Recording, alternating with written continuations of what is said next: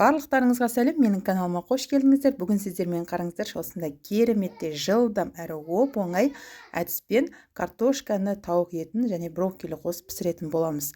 Алдын ала маринадтап қойып 1-2 сағат күтудің қажеті жоқ. Бірден жасап, бірден пісіретін боламыз.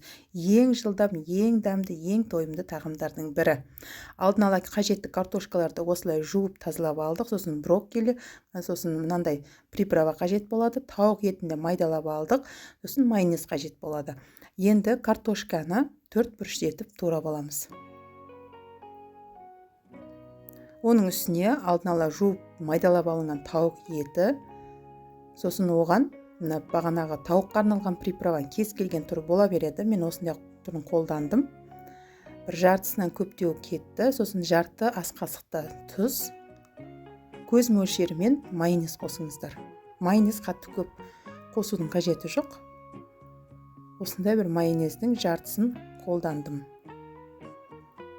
Сосын қолмен жақсылап араластырып. Менде мына жерде приправасы аздау сияқты болып көрінген соң үстіне тағы да аздап қана қос жердім. Енді осыны дайындап алғанда екіге бөлемін. Тең екіге бөліп, жартысын неге салып пісіремін? Пакетке салып пісіретін боламын. Бағана приправаның өзінен шығатын пакет.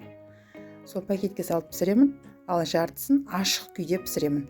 Маған негізі пакетке салмай ашық күйде піскені өте қатты ұнайды, себебі қып-қызыл болып шығатын болады, ал пакетке салған кішкене ашықтау түс болып шығады. Пакеттің ішіне брокколиларды салып жібереміз. Енді брокколи қосу міндетті емес, үйде бар болғандықтан қосып жатырмын. Сосын пакеттің бетін осылай жауып, пештің листіне саламыз. Қазір мен 2 листті бірден пісіретін боламын. Мінекей.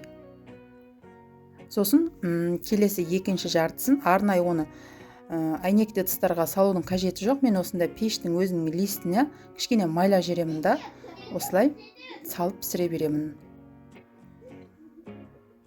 Маған осы ашық күйінде піскен өте қатты ұнайды. Қып-қызыл болып пісетін болады. Қазір видеоның соңында көресіздер. Міне қараңыздар. Міне осындай қып-қызыл болып шығады. Қараңыздар. Суы да осылай тартылып кетпейді. Мінекей. Сочный болып шығады. Кейбіреулер ойлайтын шығарсыздар, пакетке салмай пісіретін болсақ, құрғақ болып шығатын шығар деп.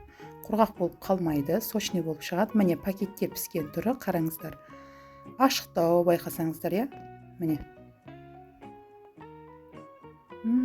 Иісі деген бұрқырап, мұрынды жарып отыр. Өте тойымды, өте дәмді тағамдардың бірі, әрі жылдам дайын болатын ең оңай ыстық тағам. Жасап көріңіздер, ас болсын.